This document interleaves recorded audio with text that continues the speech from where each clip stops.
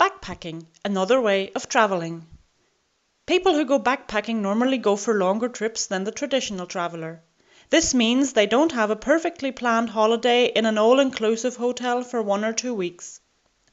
A backpacker usually lives at a low budget and plans an individual trip, or in some cases doesn't even have a plan, except for that he or she might have an accommodation for the first couple of nights.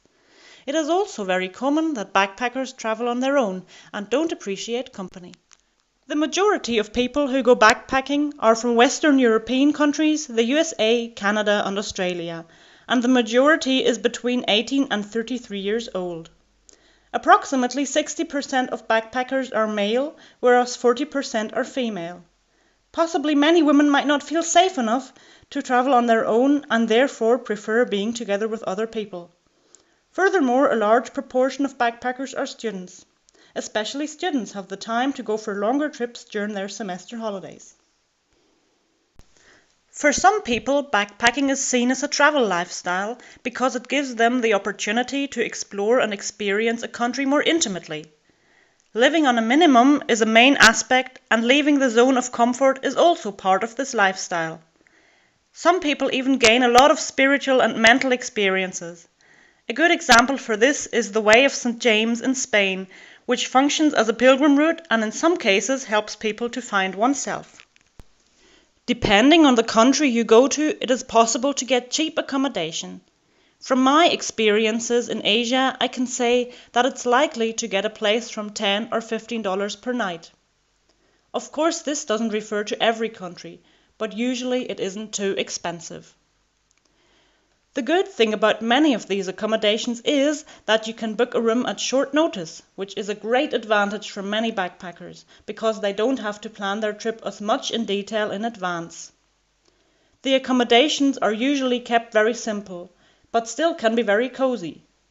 In Asia and South Africa, for example, I often spent the nights in bungalows, little lodges or hostels. It always depends whether you are in the city or in the countryside. One can either sleep in a single room or choose a bed in a dorm.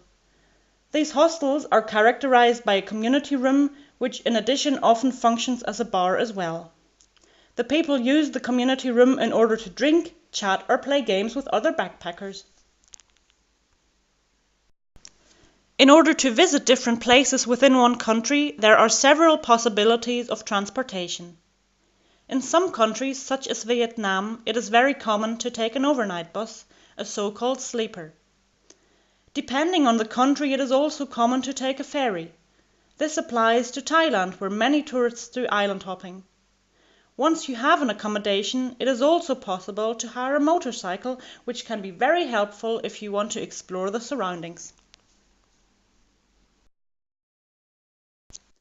Some backpackers plan their trip less, some a bit more detailed, so there is no restriction to that. But therefore one should know which country appeals to him or her. Whenever the decision is finally made, one should find out some information about the country, such as climate, safety and medical references. The Ministry of Foreign Affairs therefore provides a lot of detailed information. It is also useful to find out which points of interest there are in the specific country. In addition, these can be a good help or orientation when planning the rough travel route. It is therefore important to check how much available time one has, because it is definitely not relaxing if you only end up rushing from one place to the other. For the trip, I would recommend a rucksack, but of course this is what you should do as a backpacker anyway. Therefore, it is very important that you don't take too many clothes or other unnecessary items. Be aware of having to carry your rucksack the whole time, and if it is too heavy, you'll be not amused. Anyway, there are laundries where you can wash your clothes regularly. So only take items that you necessarily need. Something you definitely should bring with you is a travel guide.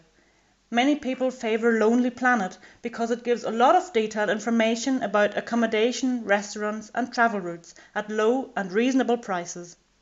Also, a torch or binoculars can be very handy. What makes backpackers decide for a specific country? Here are two examples. Thailand is very popular because of its large travel community. The prices there are very low concerning accommodation, food and transportation. Many people also visit Thailand because one can do island hopping, which is very exciting. It is also very famous for its temples, which are very impressive. Furthermore, the indigenous population is very open and kind, which makes the trip very pleasant. South Africa is interesting for many people because of its safaris. The climate there is quite pleasant because it isn't too hot and humid.